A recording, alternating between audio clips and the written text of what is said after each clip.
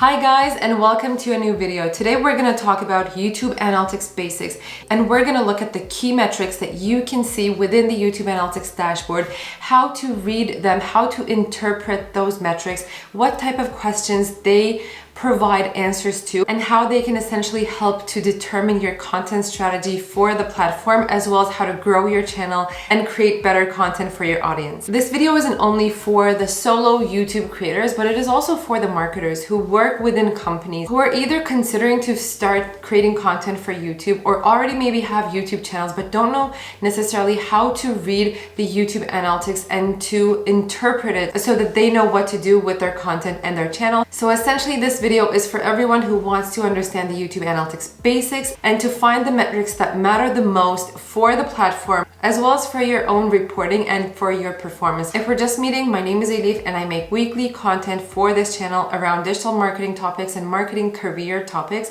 So if that's interesting to you, then you might consider subscribing for more content just like this one on the channel.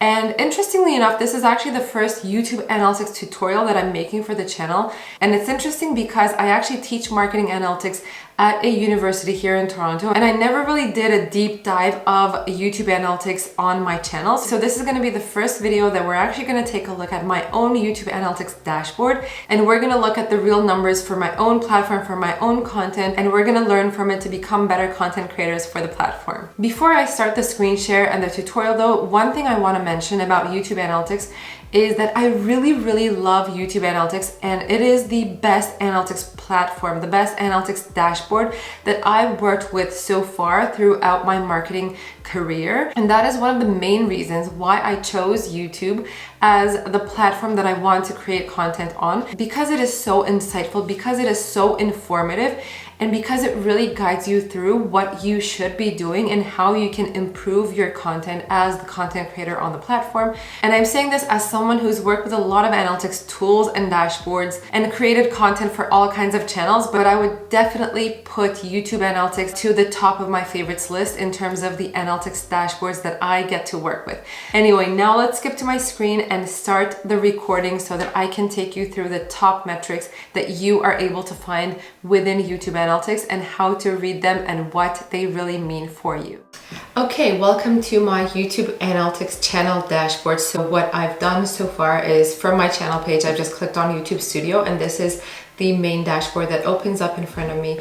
It has this new feature that came with the updated YouTube Studio that a lot of content creators really like. Actually, I've seen them praise about this section on their videos as well, and it's really one of my favorites too.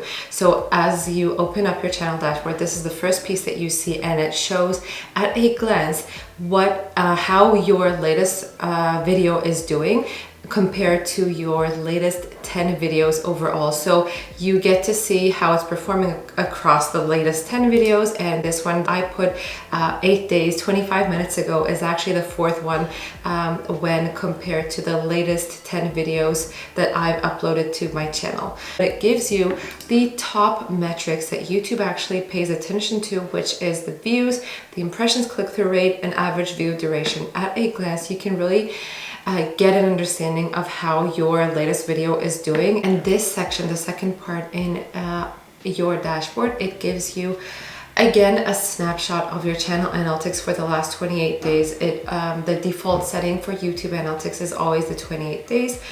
But one thing that we're going to talk about in a moment is to play around with the time frame so that you can get a better understanding of how your channel has been doing over the 90 days or the week. That is all I want to mention about the channel dashboard. Now I want to take you to channel analytics, and before I do that, I actually want to share with you the categories of analytics metrics that you are able to find within YouTube Analytics. So the main ones, if I was to kind of put them under categories, would be channel analytics, video analytics, engagement analytics, audience analytics, which means you learn about your audience, basically the demographics, who they are they new subscribers, and also their location and age groups and all of that. Then you can learn about engagement metrics and and revenue metrics. I think I've covered all the categories that I wanted to mention, but you can really find so much detail for all of those different categories within YouTube channel analytics. So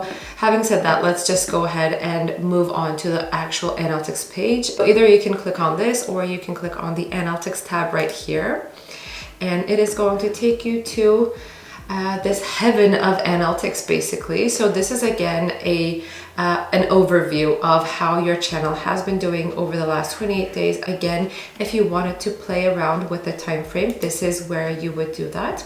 So you can look at the 90 days, the 28 days, this year, this month, if that makes more sense for you. So this is the time frame range that you're going to play with.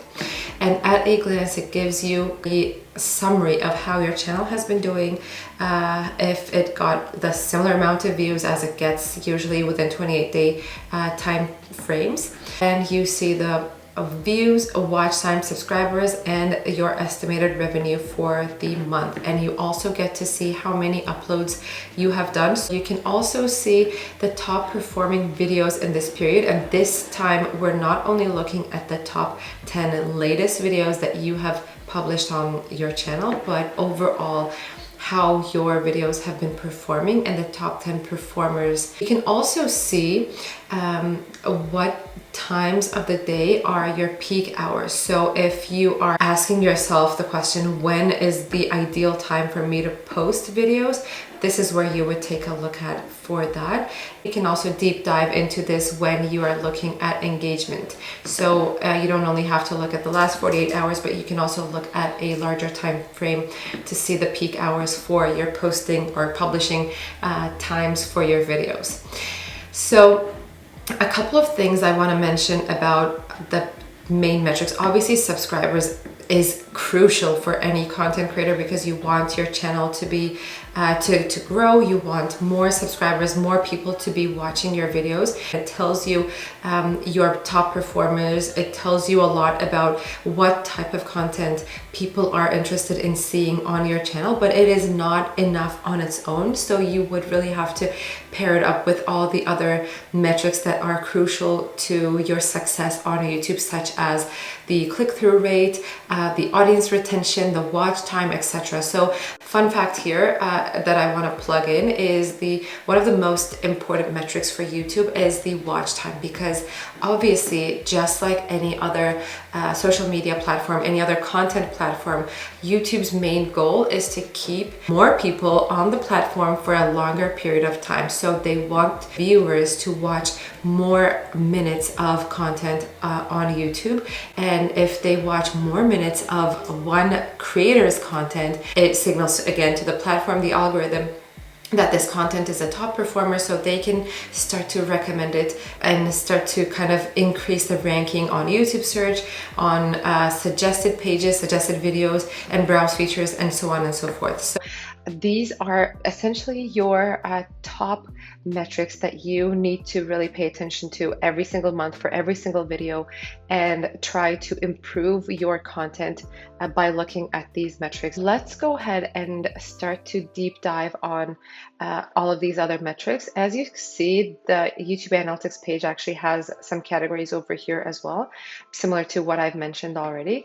Let's go ahead and say see more. So the actual detailed analytics page opens up for our video performance. One thing I want you to know when you are playing around with your analytics dashboard is that you can add more columns like these ones that I have over here if you want to pay attention to some other metrics. The way you do it is you click on this add metric to table, and you can basically add whatever you wanted to just kind of put side to side and compare your video performance in terms of that metric. So if you wanted to do revenue related metrics, you can do that. If you wanted to do end screen element clicks, you can do that. If you're really kind of working on your end screen elements and you are really able to compare the performance of your end screen elements, it is really not one of the key things I pay attention to. So my end screens are usually very similar to each other, and I don't really choose the videos that you see at the end screen. So I kind of let YouTube to pick those things. I just wanted to simply show you how this system works. And if you wanted to look at other metrics, you can add them. For the time being, what I have over here is usually sufficient for me because I don't want to overwhelm myself with a lot of metrics, especially because I'm looking at a comparison table between all the other videos I have. So once you open this page, the video analytics page, and you have your list of videos, it lists them according to the views that it got in the last 28 days. Again, at the top right corner, you're going to see the time frame. If you wanted to change it, you can do it right here. Most of the times I actually look at it per month. So let me actually do that, and let's just look at December for my learning.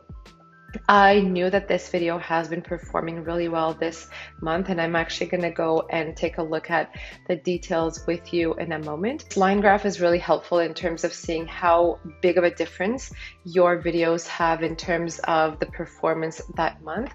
And I knew that this one was really taking off this month, whereas the second top performer is nowhere near it. And then these are kind of like doing similar to each other, but really not comparable to the performance of the top few ones that I have over here. You can judge the performance of your videos obviously by the revenue as well, and you can go in depth and not just look at the revenue, but also look at the RPM, the revenue per 1,000 views for that video, which is also a helpful category to look at. And in fact, as I'm talking about it, I'm actually going to add that metric to the table so you see a comparison. Let's do playback-based CPM. So we are able to compare value, kind of, because that's how I take a look at my topics when I'm looking at the CPMs.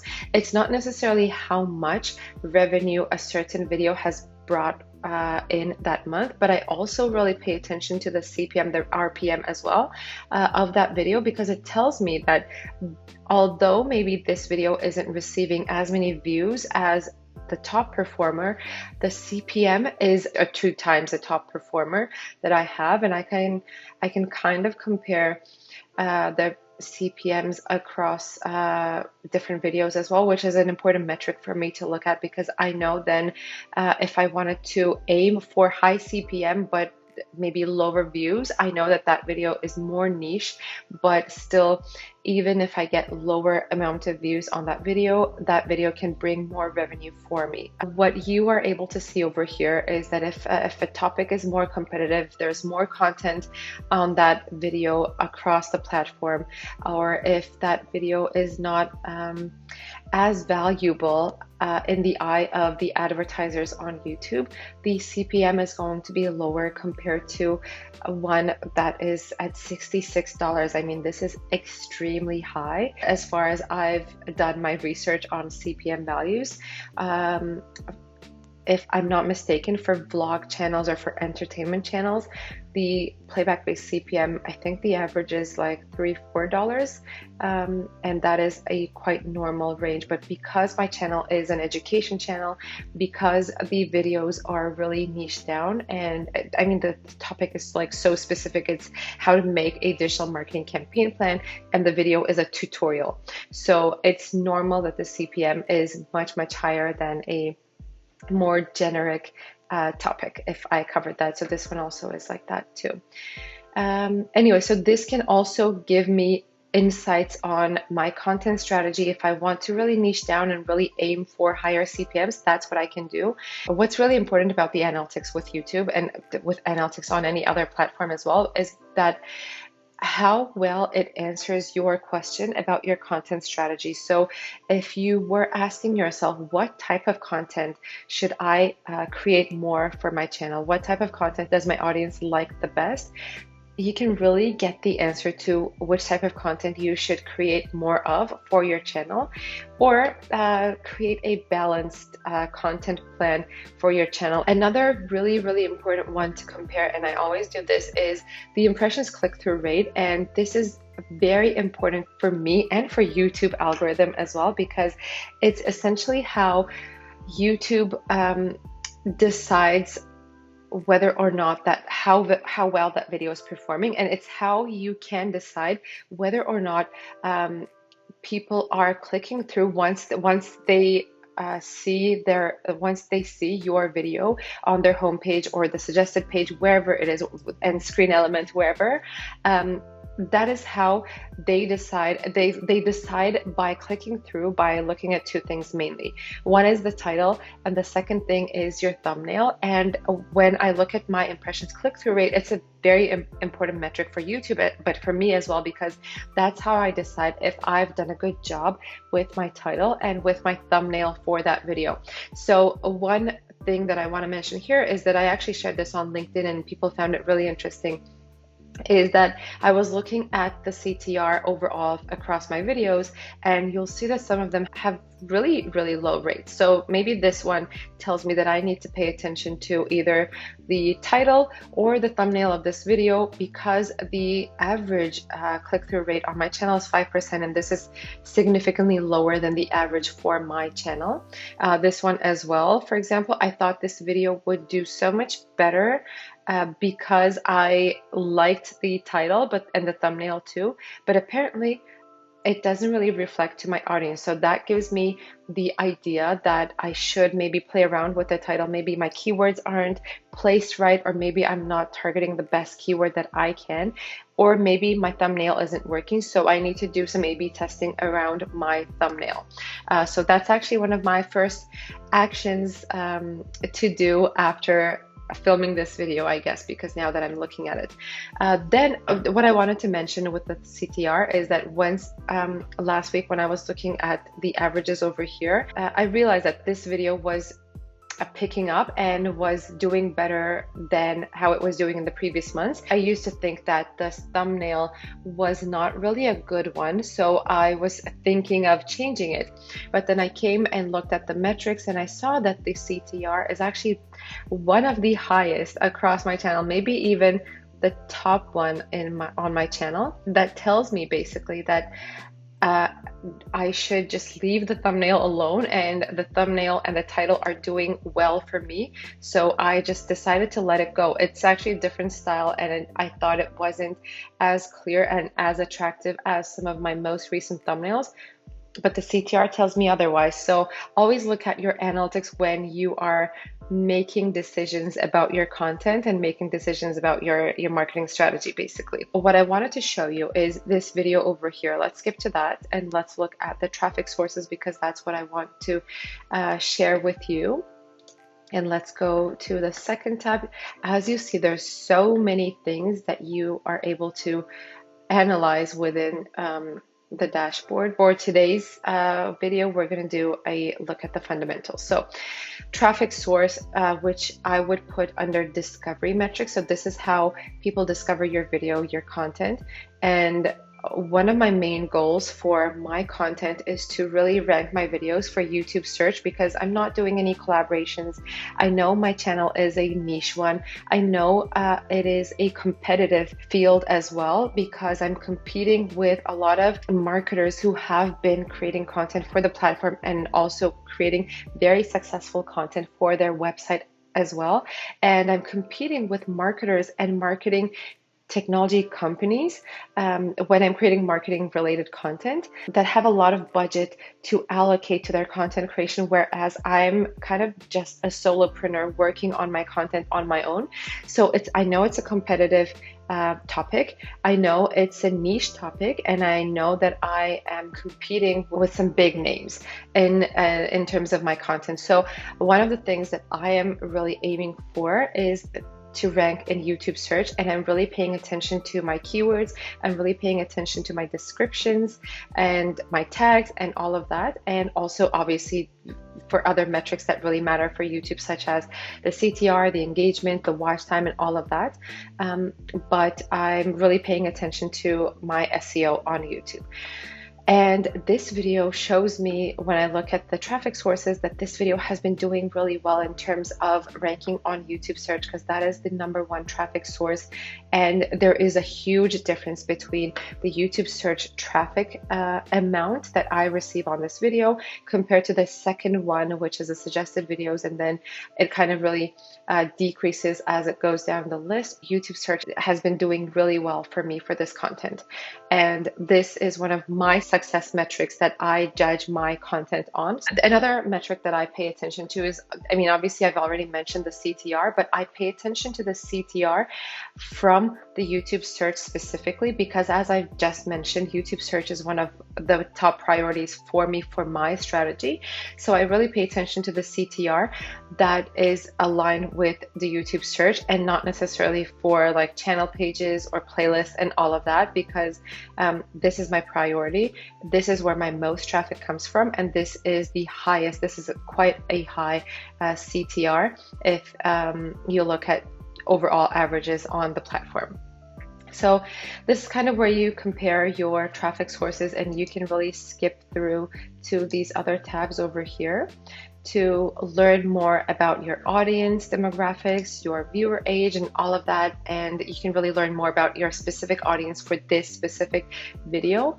If you wanted to do the audience analytics for the overall content on your channel, this is the tab that you would go to. So I just kind of backed up one step and went to the analytics page again. If you click on audience, then you are going to find more information about your audience, when your viewers are on YouTube. This is important to determine your publishing schedule, your publishing hours, which, to be honest, I haven't really taken a deep look at yet, but I should. It's again on my to-do list. I also look at the top geographies, and when I'm also working with brands, this is also something I communicate with them as well. And this is just, we're looking at the top 28 days again.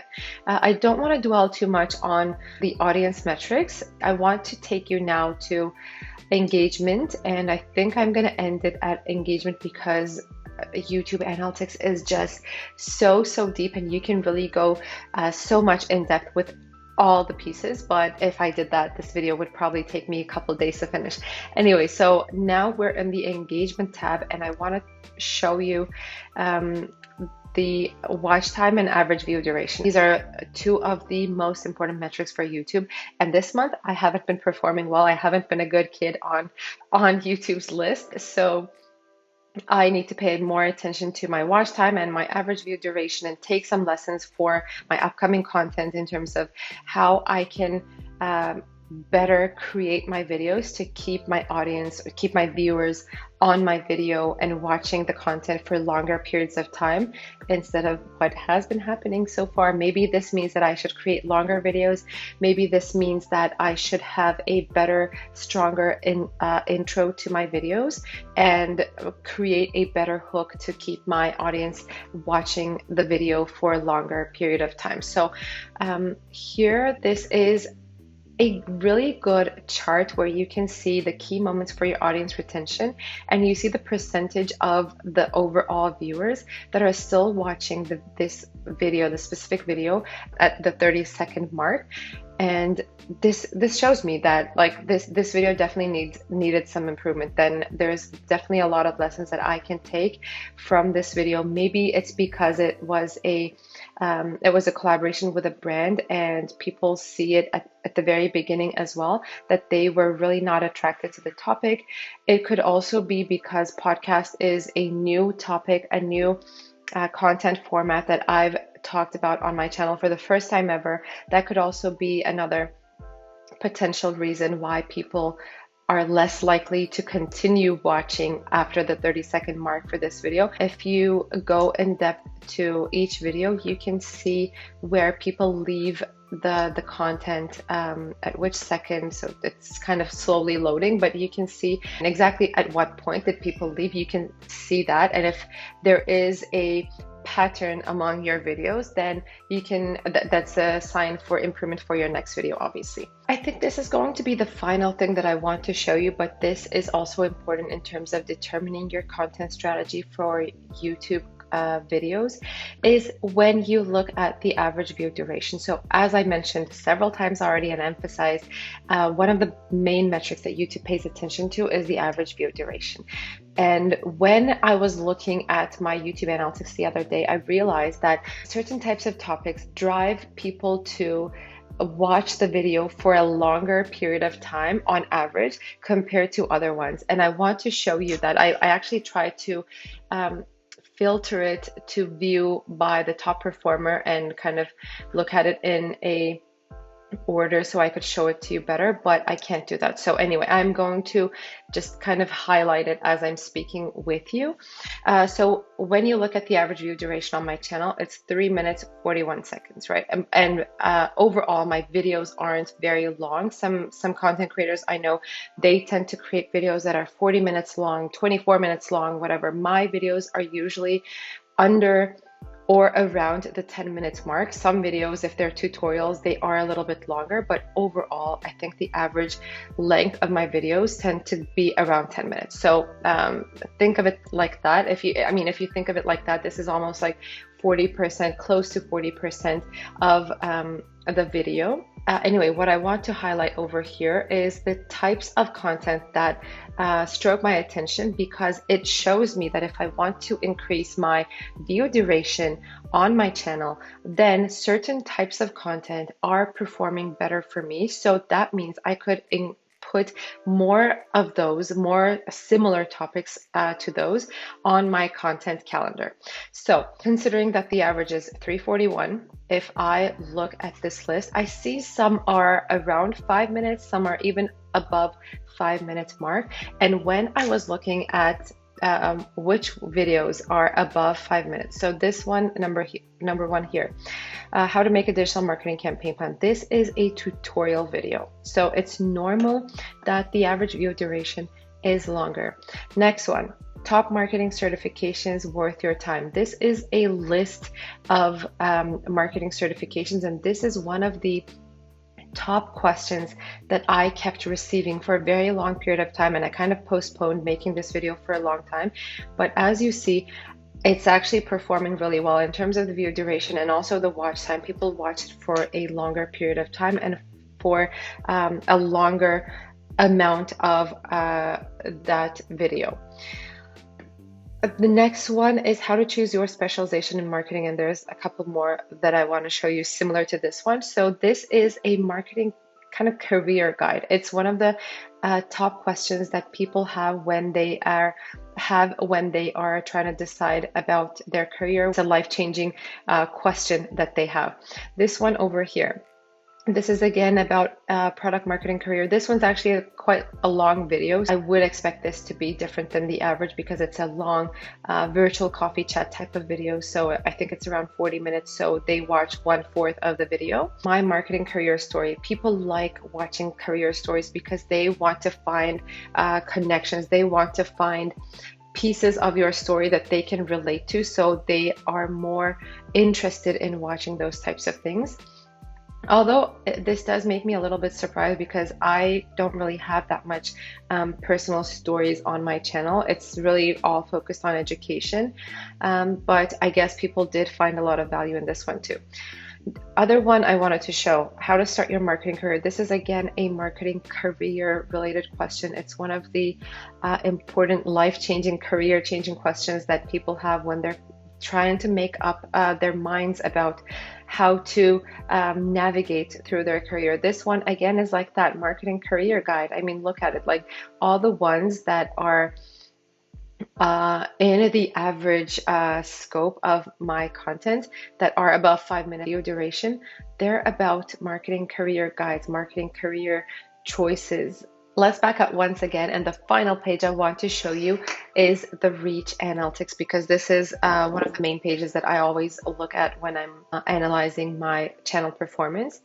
Again, as I mentioned a couple minutes ago, the top priority for my content strategy is to rank in YouTube search and to bring the most traffic from YouTube search to my content. My goal is to keep this at this rate or even increase it.